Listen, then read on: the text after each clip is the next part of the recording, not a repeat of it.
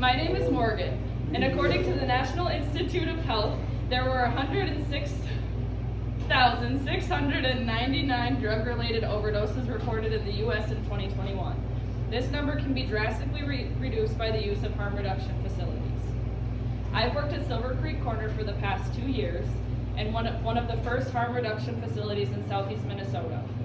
I'm also pursuing a career and a degree in social work at RCTC.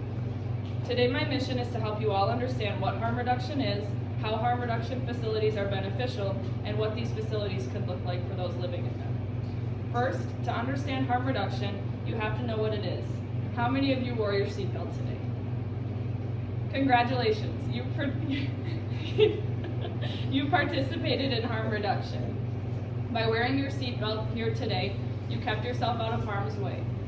According to the National Harm Reduction Coalition, harm reduction is a set of strategies and ideas aimed at reducing negative consequences.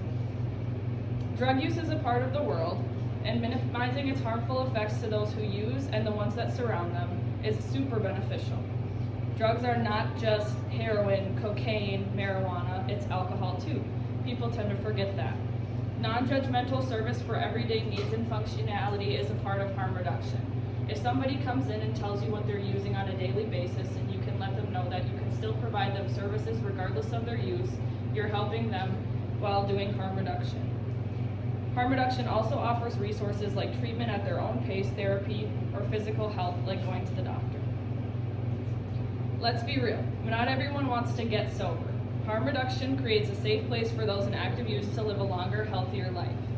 According to the scholarly article by Lee and Zerai, individuals living in harm reduction reported stronger quality of life, structure, social functioning, and a decrease in use. Harm reduction facilities are beneficial by providing a home. A lot of people that come into harm reduction facilities have been chronically homeless prior to them arriving. When they're constantly worried about having a home or somewhere safe to stay, it's hard to focus on themselves, getting sober, or anything other than their drug of choice. Therapy can come to people who live in harm reduction facilities. Instead of having to make appointments, doctors can come and see them in the facilities and keep them from missing their appointments. They have a safe place instead of being in survival mode 24/7. Now that you know what harm reduction is and how it's helpful to those in use, it's time to talk about what the facilities could look like.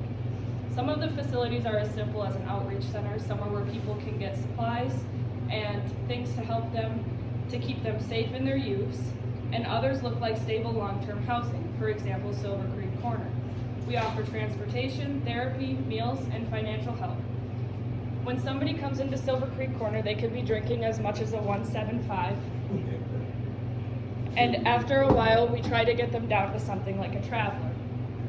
At some point, they could also get to this. A part of harm reduction is not making sure that somebody stays sober, but that somebody is able to continue their social life within their use. In conclusion, to wrap up, I ask you all to understand what addiction is and that it has always been a problem in the U.S., but by providing knowledge of harm reduction, why harm reduction facilities are beneficial, and what life could be like for those in active use using harm reduction, we as a community can create a healthier place for everyone to thrive, not just survive. Thank you. Yay.